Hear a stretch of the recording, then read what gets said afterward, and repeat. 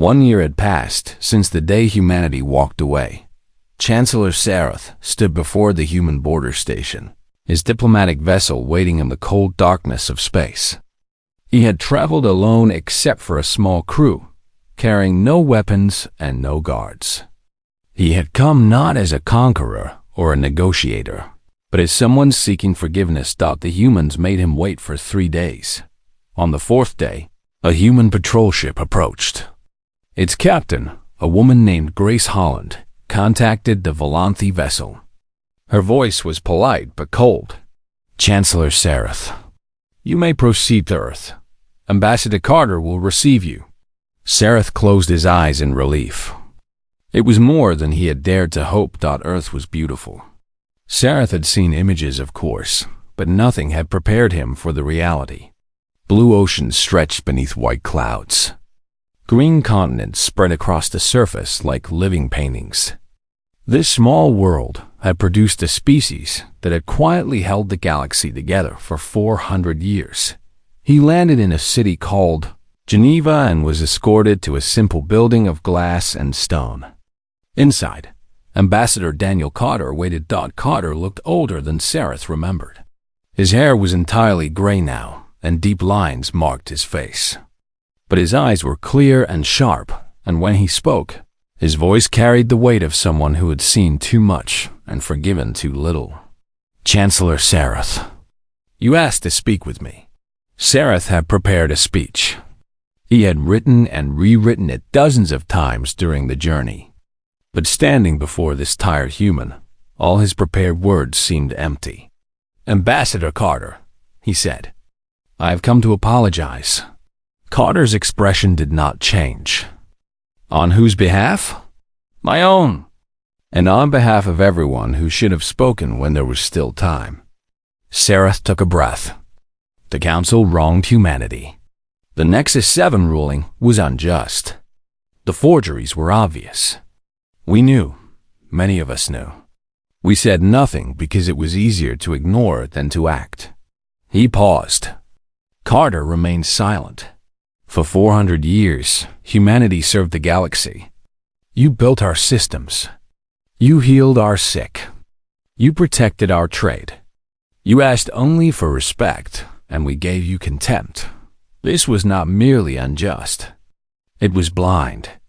It was cruel. It was wrong. Sarath lowered his head.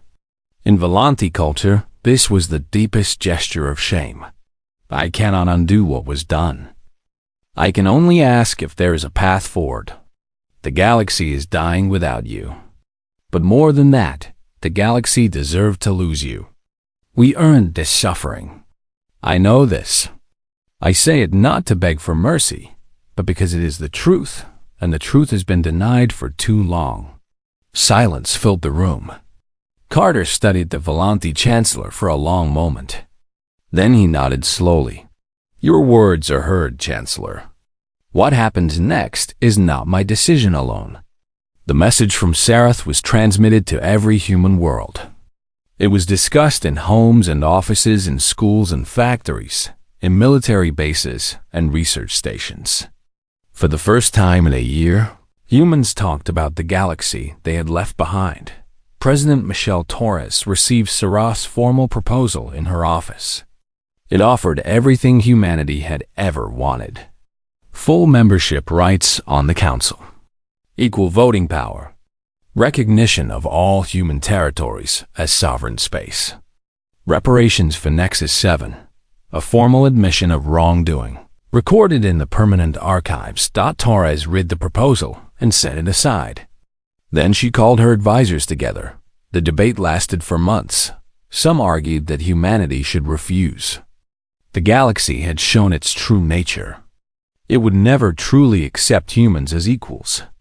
Any return would simply restart the cycle of exploitation. Others argued for compassion. Billions were suffering. Children were dying from diseases humanity could cure. Ships were lost in space that humanity could save. Whatever the Council had done, innocent people did not deserve to pay the price. Commander Megan Walsh listened to both sides. She was the officer who had overseen the evacuation of Nexus 7, who had watched 12 million colonists leave their homes because of a lie. She understood the anger. She shared it. But she also understood something else. If we stay hidden, she said, we become like them. We become a species that watches others suffer and does nothing. That is not who we are. That is not who we should be. She proposed a middle path. We return, but not as servants. We return as equals, with guarantees written into binding treaties. We help them rebuild. We teach them to maintain what we have built. We show them what true partnership means. Walsh looked around the room at the faces of humanity's leaders. We cannot change what they did, but we can change what happens next. We can show the galaxy that humanity is not defined by resentment. We are defined by what we build, not by what we refuse to build. The debate continued, but Walsh's words had planted a seed. Slowly, opinion began to shift. The Treaty of New Concordance was signed on the exact anniversary of humanity's departure. The ceremony took place on Centrum, in the Great Chamber where the Nexus 7 ruling had been delivered. 72 species watched as Ambassador Daniel Carter walked past the back rows where humans had once sat in silence. He walked past the middle tiers where species of moderate influence had their seats. He walked all the way to the central table, where the elder races had ruled alone for 12,000 years.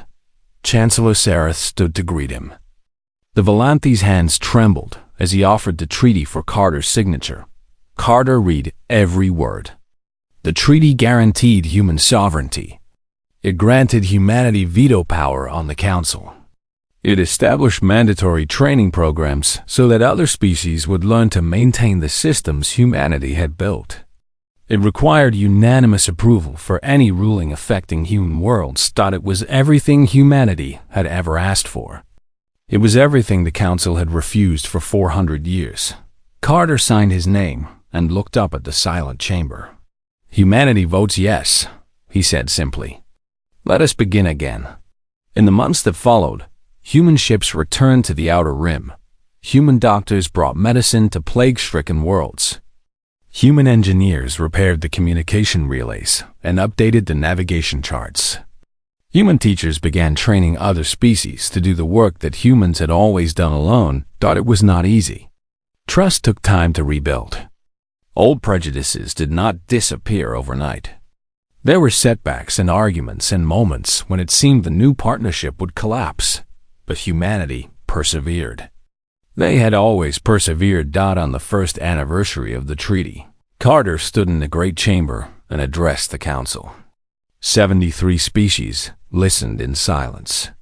1 year ago, I stood in this chamber as an equal for the first time. Today, I stand here as a partner. The galaxy trembled in our absence.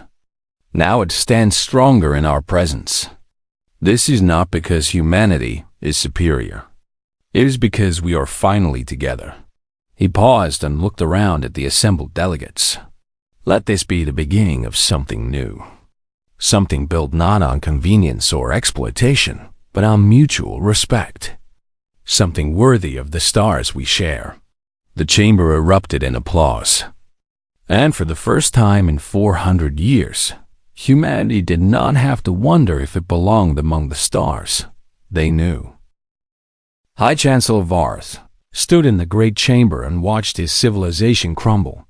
The hall that had once held 73 united species was now a battlefield of words.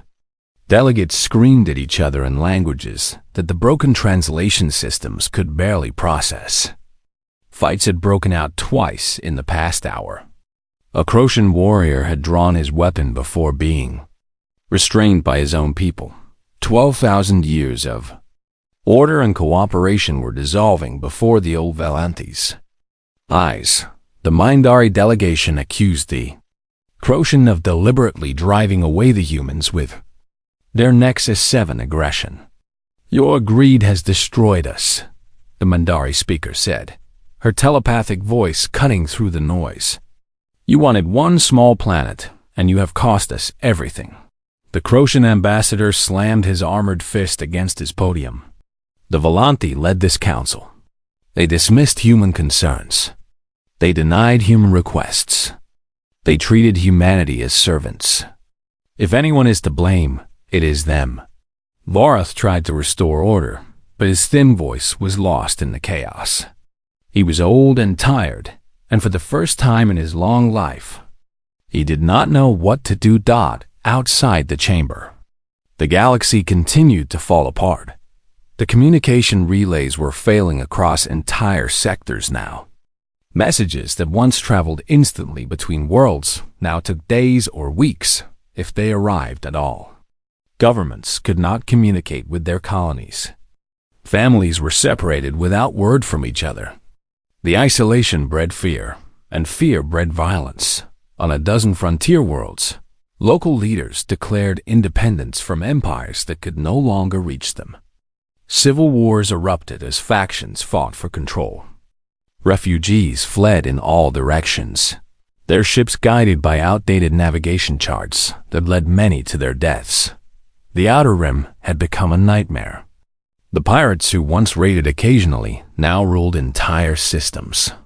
They had formed a warlord consortium, a loose alliance of criminals who divided the region into territories. The Alvedi had lost 6 agricultural planets to these raiders. The survivors sent desperate pleas for help. No help came. The Croatian military, once the most feared force in the galaxy, proved useless against the hit-and-run tactics of the pirates. Their massive warships were designed for crushing enemy fleets in open battle, not for protecting trade convoys across thousands of light years. They arrived too late, struck too slowly, and left too quickly. Admiral Karath of the Croatian fleet filed a report to his superiors. "The humans understood something we did not," he wrote. "Defense is not about strength. It is about presence." They were everywhere, watching everything, responding to threats before they became disasters. We cannot replace what they did because we never bothered to learn how they did it. On Croatia Prime, the homeworld of the Croatian Empire, riots had begun. The grain from conquered Nexus 7 was supposed to feed the growing population. But the human colonists had been evacuated, taking their farming knowledge with them. Croatian agricultural engineers tried to operate the abandoned farms, but their machines were designed for the dry deserts of their homeworld. They could not adapt to Nexus 7's soil, its weather, its delicate ecosystem. The first harvest rotted in the fields. The second harvest never grew at all. The granaries that should have been overflowing stood empty. Hungry Croatian filled the streets of their ancient cities. They demanded answers from their government. They demanded to know why they had traded a worthless planet for the hunger that now gripped their world. The Croatian government had no answers. Medical emergencies cascaded across the council worlds. Human pharmaceutical patents, which had been shared freely for centuries, were now locked behind encryption. The formulas for basic medicines, vaccines, and treatments that had kept populations healthy were suddenly unavailable. On a Mindari colony world, a childhood disease that humans had cured generations ago began spreading through schools. The Mindari doctors watched helplessly as children fell ill. They knew the cure existed. They knew humans had developed it, but they could not access it. The Mindari Elder Council sent a message to human space, begging for the medical data. The message traveled through broken relay stations and damaged communication networks. It took 2 weeks to arrive. The humans did not respond. Captain Ryan Torres commanded one of the few human observation vessels still monitoring Council space. His mission was simple: watch and record. Do not intervene. Do not help. Do not make contact unless specifically ordered. Torres was a young man with dark eyes that had grown old in the past months. He sat in his captain's chair and read the reports from across the galaxy. Disease outbreaks on 14 worlds. Famine on 7. Civil wars on 11. Communication blackouts affecting hundreds of systems. he wrote his daily report to Earth in clinical language, stripping away the emotion that threatened to overwhelm him. But some nights, alone in his quarters, he allowed himself to feel the weight of what he witnessed. "They are dying," he wrote in his personal journal. "Not from war or natural disaster, but from the absence of things they never valued until they were gone. The translation systems, the navigation charts, the medical protocols, the patrol fleets, all of it was human. All of it was invisible. All of it was essential." He paused, his stylus hovering over the screen. "They are learning what humanity was worth. The lesson is costing them everything."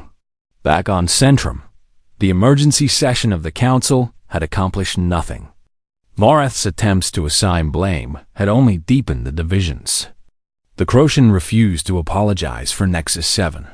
The Volanti refused to accept responsibility for their treatment of humanity. The Mindari refused to work with either of them. The 73 species that had stood united for 12,000 years were tearing themselves apart. In the empty human embassy, dust gathered on the abandoned desks. The portraits of human ambassadors looked down on silent rooms. Carter's final message still played on a loop in the communication archive, waiting for someone to truly hear it. "You never saw us as equals. Now you will see what the galaxy looks like without us." The galaxy had seen. The galaxy understood. But understanding had come too late. On the border of human space, a Volanti diplomatic ship waited for permission to cross.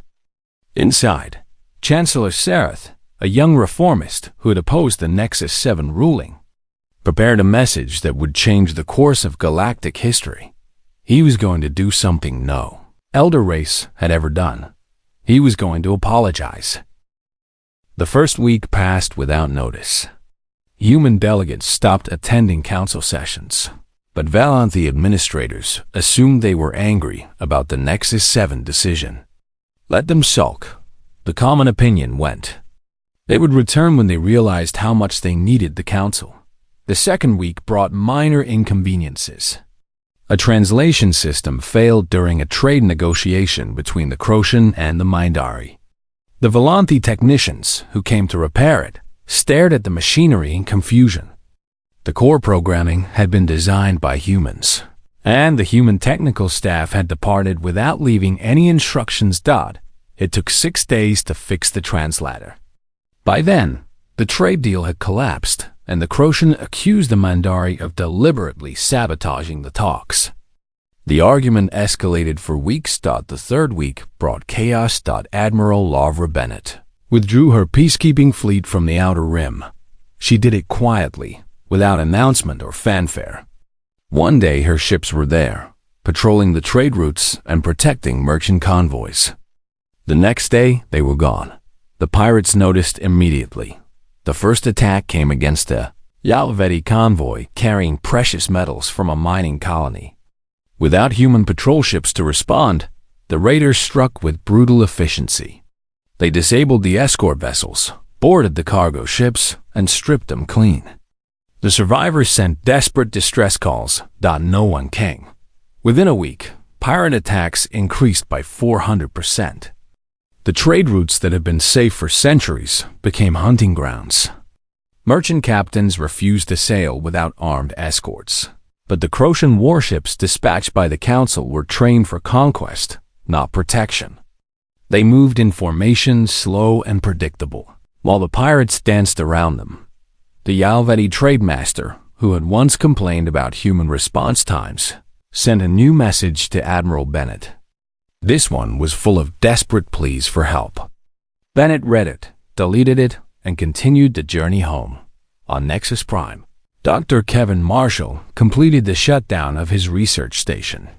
For 20 years, this facility had produced the navigation charts used by every ship in the galaxy.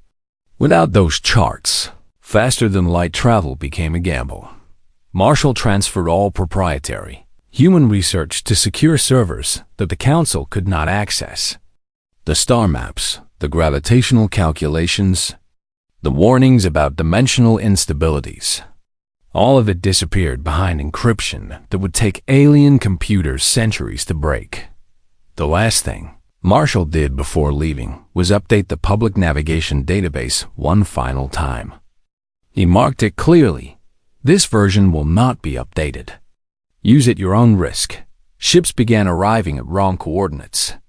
A Volante diplomatic vessel emerged from faster-than-light travel 2 light years from its destination.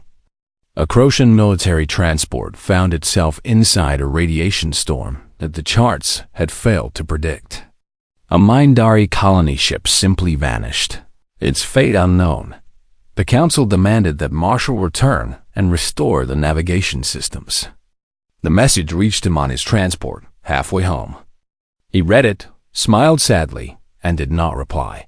On 37 worlds, human doctors and nurses packed their belongings and left. They had served in hospitals and research centers across the galaxy, treating patients from every species. The Volante Medical Consortium had always considered human medicine adequate, but inferior. They believed they could easily replace the departing. Staff. Then the Scarlet Fever struck. It began on a Volante core world, a densely populated planet of 12 billion souls. The disease spread rapidly, filling hospitals with patients who gasped for breath as their lungs failed. The Volante doctors tried everything they knew, but nothing worked. The quarantine protocols that could have contained the outbreak had been designed by humans. The treatment procedures that could have saved millions had been developed in human laboratories. The Volante Medical Consortium realized, too late, that they had no idea how any of it worked. By the time the plague burned itself out, 300 million Volante were dead. Nathan Price had been the senior coordinator of the Galactic Communication Network for 40 years. He was a methodical man who understood that complex systems needed constant maintenance. He had submitted 17 requests for cross-species training programs, asking that other species learn to maintain the relay stations he and his team had built. All 17 requests had been denied as unnecessary expenditure. Now, Price stood on the deck of his transport, watching the stars streak past as he headed home. Behind him, the relay stations he had maintained for 4 decades began to fail. One by one, the communication links between worlds went dark. Sectors that had been in constant contact found themselves isolated. Emergency messages could not get through. Trade agreements could not be confirmed. Military commands could not reach their fleets. The galaxy, once connected by an invisible web of human engineering, began to fragment. Ambassador Daniel Carter was the last to leave Centrum. He walked through the empty halls of the human embassy, past the portraits of his predecessors, past the offices where his staff had worked for centuries. Everything was clean and orderly. The humans had left nothing behind but silence. In the main communication room, Carter recorded a final message. He spoke directly to the camera, his voice calm and measured. "You never asked us to stay. You never thanked us for serving. You never saw us as equals. Now you will see what the galaxy looks like without us. Perhaps then you will understand." He transmitted the message to the Council's central archives and walked out of the embassy for the last time. The doors closed behind him with a soft click. 6 days later, a Volante maintenance worker discovered the message while trying to repair a broken lighting system. By then, the galaxy was already burning. In human space, life continued as normal. Ships flew safely using human navigation charts. Communication networks functioned perfectly. Hospitals treated patients with human medicines. Trade routes were protected by human patrols. The humans did not celebrate their departure. There was nothing to celebrate. They simply went about their lives, free at last from the burden of serving those who despised them. And they waited. They waited for the galaxy to understand what it had lost. They waited for the Council to see what humanity had truly been worth. They waited for the day when the elder races would finally recognize the truth that humans had known all along. They were not servants. They were not inferiors. They were the foundation upon which everything had been built, and without them, everything was falling apart. Nexus 7 was a small planet at the edge of the galaxy. It was not rich in minerals or strategic in location.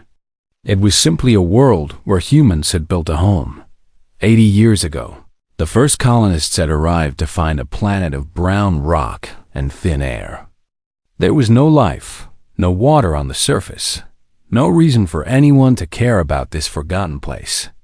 The Galactic Council had marked it as unclaimed territory, worthless and empty. The humans saw something different. They saw possibility. Over 8 decades, they transformed Nexus 7 into a garden. They built domed cities where children played under artificial skies. They engineered crops that could grow in the rocky soil. They pumped water from deep underground and spread it across fields that stretched to the horizon. 12 million people called Nexus 7 home. The grain from Nexus 7 fed 17 star systems. Ships came from across the sector to fill their holds with wheat and rice and vegetables that grew nowhere else. What had been worthless rock became the breadbasket of an entire region. Then the Crocian Empire remembered that Nexus 7 existed. The Crocian were warriors. Their empire had been built on conquest, and though they now sat on the council and spoke of peace, their old instincts remained. When they saw something valuable, they wanted it. Their ambassador, a massive creature covered in gray scales and armored plates, stood before the council and presented ancient documents. These papers, he claimed, proved that Crocian explorers had discovered Nexus 7 3,000 years ago. The planet was ancestral Crocian territory, temporarily occupied by human squatters. Ambassador Carter examined the documents with growing horror. The paper was old, yes, but the ink was fresh. The historical references contained errors that any scholar would recognize. The map showed star positions that had not existed for millions of years. The documents were forgeries. Obvious forgeries. Carter gathered evidence from neutral historians, scientists who specialized in dating ancient materials, and experts on Crocian history who confirmed that no expedition had ever reached Nexus 7. He presented this evidence to the council. He spoke clearly and calmly, laying out fact after fact. The Crocian claims were false. The documents were fabricated. Nexus 7 belonged to humanity by right of settlement and transformation. High Chancellor Vorath listened with his eyes half closed. When Carter finished, the old Velante was silent for a long moment. Then he spoke. Ambassador Carter presents his evidence with characteristic human emotionalism. However, the Council must consider the broader implications. The Crocian Empire is a valued member of our Union. We cannot simply dismiss their historical claims based on the objections of a younger species. Carter felt the words like a physical blow. He had presented facts, not emotions. He had offered proof, not objections. But Vorath had already made his decision. The Crocian were powerful. Humanity was not. The vote was called. 61 species voted in favor of the Crocian claim. 12 voted against. Humanity was given 60 days to evacuate Nexus 7's 12 million colonists. In the silence that followed, Carter looked around the great chamber. Delegates from dozens of species avoided his gaze. Some seemed uncomfortable. A few even looked ashamed. But none of them had stood with humanity when it mattered. He returned to the embassy and sat alone in the darkness of his office. 60 days. 12 million people. The mathematics were impossible. There were not enough ships in all human space to move that many colonists in that time. On Nexus 7, the news arrived like a death sentence. Commander Scott Palmer received the evacuation orders aboard his patrol ship. He was a young officer with a strong jaw and honest eyes, a kind of man who had joined the service because he believed in protecting the innocent. The orders told him to use force if colonists resisted. Families who had built their lives on this world. Farmers who had spent decades nurturing the soil. Children who had never known any other home. They were to be removed at gunpoint if necessary. Palmer read the orders twice. Then he sent his reply. I will not raise weapons against human civilians to enforce an unjust ruling based on false evidence. I refuse. The council branded him a criminal. There would be consequences. Palmer did not care. On Earth, President Michelle Torres watched the news from Nexus 7 with a heavy heart. She was a woman who would spend her career fighting for humanity's place in the galaxy. She had believed, truly believed, that patience and service would eventually be rewarded. She had been wrong. Torres called her advisors together.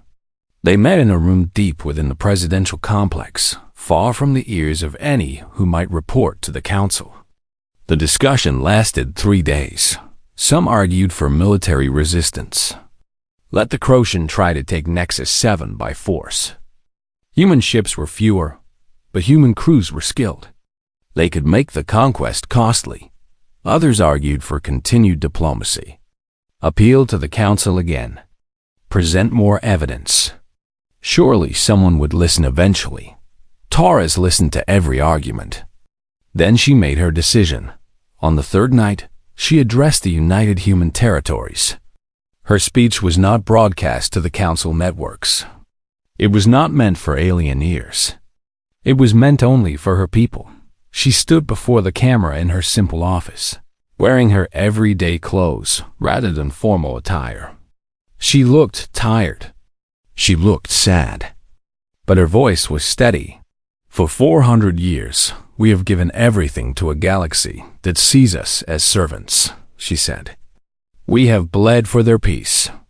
We have built their prosperity. We have healed their sick and protected their trade. We asked only for respect in return. They have answered with contempt. She paused. In homes across 1,000 worlds, humans lean closer to their screens. Today, the council voted to steal our world. Tomorrow, they will vote to steal another. They will never see us as equals because they do not wish to see us at all. We are convenient. We are useful. We are expendable. Her hands were folded on her desk. She did not gesture or raise her voice. The quiet words carried more weight than any shout. It is time to stop asking for what we deserve. It is time to stop serving those who despise us. It is time to go home. The Human Withdrawal Act was presented to every human legislature across every human system.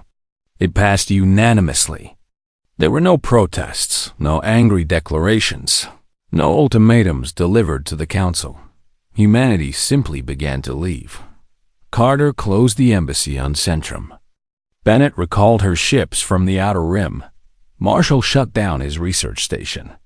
Across the galaxy, human workers packed their belongings, said quiet goodbyes to colleagues who barely noticed their departure, and boarded transports bound for human space. No one demanded that they stay. No one asked what the galaxy would do without them. They were about to find out. The Galactic Council had ruled the stars for 12,000 years. 73 different species sat in the great chamber on the planet called Centrum, making laws and decisions that shaped the lives of trillions. They came from worlds of ice and fire, from planets covered in endless oceans, and from moons where the gravity was so light that their people had grown tall and thin like reeds in the wind. Humanity had joined this council 400 years ago. To the elder races, 400 years was nothing. The Volanthi had been sailing between stars when humans still lived in caves. The Crocian had built their first empire before humans discovered fire. The Mindari, with their strange ability to read thoughts, considered themselves the wisest of all species. When humans arrived at Centrum for the first time, the elder races looked at them with something between amusement and pity. These creatures were so young, so eager, so desperate to prove themselves. The council accepted them, of course. Every species was welcome. But humans were given seats in the back rows of the great chamber. They were allowed to speak, but rarely heard. They were allowed to vote, but their votes carried little weight. Daniel Carter had served as humanity's ambassador for 30 years. He was a patient man with gray hair and tired eyes that had seen too many disappointments. Every morning, he woke in his small quarters in the human embassy and prepared himself for another day of being ignored. On this particular morning, he stood before his window and watched the sun rise over Centrum's silver towers. Ships from 100 different worlds crossed the pink and orange sky, carrying diplomats and traders and tourists who had come to see the heart of galactic civilization. Somewhere in that sky, human ships moved too, unnoticed and unremarkable. Carter dressed in his simple gray uniform. Humans did not wear elaborate robes like the Volanthi or gleaming armor like the Crocian. They wore practical clothes, designed for work rather than display. This, too, marked them as lesser in the eyes of the elder races. He walked through the corridors of the embassy, passing portraits of the ambassadors who had come before him. Each face carried the same expression, a mixture of hope and hidden sadness. They had all believed that humanity would earn its place among the stars. They had all been wrong. On the other side of the galaxy, Admiral Laura Bennett stood on the bridge of her flagship, the Starboard Hope. She was a tall woman with short black hair and a voice that could command silence in any room. Her fleet of 47 ships patrolled the Outer Rim, the lawless region at the edge of known space where pirates and raiders preyed on merchant vessels. The Outer Rim was dangerous work. Bennett had lost good people out here. Men and women who died protecting trade routes that carried goods to species who had never thanked them. The Yalveti were the worst. They were a wealthy trading species whose merchant fleets grew fat on Outer Rim commerce. Yet they openly mocked human primitiveness at council gatherings. Just last month, Bennett had received a message from a Yalveti trademaster. His convoy had been attacked by pirates, and human ships had arrived to save them. The message contained no gratitude. Instead, the trademaster complained that the rescue had taken too long and demanded better response times in the future. Bennett had not replied. There was nothing to say. On the planet called Nexus Prime, Dr. Kevin Marshall sat in his laboratory surrounded by holographic star maps. He was a quiet man who preferred numbers to conversations. For 20 years, he had led the human research team that maintained the galaxy's navigation charts. Faster-than-light travel was complicated. Space was not empty but filled with gravity wells, radiation storms, and dimensional folds that could tear a ship apart. Every species used the navigation charts that Marshall's team produced. Every ship in the galaxy depended on their calculations to arrive safely at their destinations. Yet when the Council held its annual Science Summit, human researchers were not invited to present their work. The Volanthi claimed credit for navigation advances that humans had made. The Mindari published papers built on human data without acknowledgement. Marshall had stopped attending the summits years ago. The disappointment was too heavy to carry. Back on Centrum, the Council was in session. High Chancellor Vorath of the Volanthi stood at the central podium, his forearms spread wide as he delivered his annual address. Vorath was ancient, even by Volanthi standards, his purple skin wrinkled and his voice thin with age. But his words still commanded attention. The great civilizations of the galaxy stand together, Vorath declared. The Volanthi have provided wisdom. The Crocian have provided strength. The Mindari have provided understanding. Together, we have built a union that will last for eternity. Ambassador Carter listened from his seat in the back row. He noticed that Vorath did not mention humans. He noticed that the translation systems allowing Vorath's words to reach every delegate had been designed by human engineers. He noticed that the medical team standing by in case Vorath's old hearts failed was led by a human doctor. Humans were everywhere in the Council's machinery. They built the communication relays that connected distant worlds. They designed the quarantine protocols that protected populations from disease. They trained the emergency response teams that saved lives after natural disasters. They did the work that kept civilization running, and they were invisible. After the session, Carter walked through the great plaza outside the council chamber. Delegates from dozens of species passed him without a glance. A group of young Croatian warriors laughed at something one of them said, their deep voices rumbling like thunder. A Mindari elder drifted past, her telepathic presence brushing against Carter's mind with casual disregard. He stopped at a fountain in the center of the plaza. The water sparkled in the afternoon light, and for a moment, Carter allowed himself to feel the full weight of his exhaustion. 30 years of service. 30 years of patience. 30 years of believing that humanity would eventually earn respect. He was beginning to wonder if that day would ever come. That night, Carter sent a message to Earth. It was a routine report, nothing more. But as he wrote about the day's events, he felt something cold settling in his chest. It was not anger. Humans had learned long ago that anger accomplished nothing. It was something quieter, something that had been growing for years.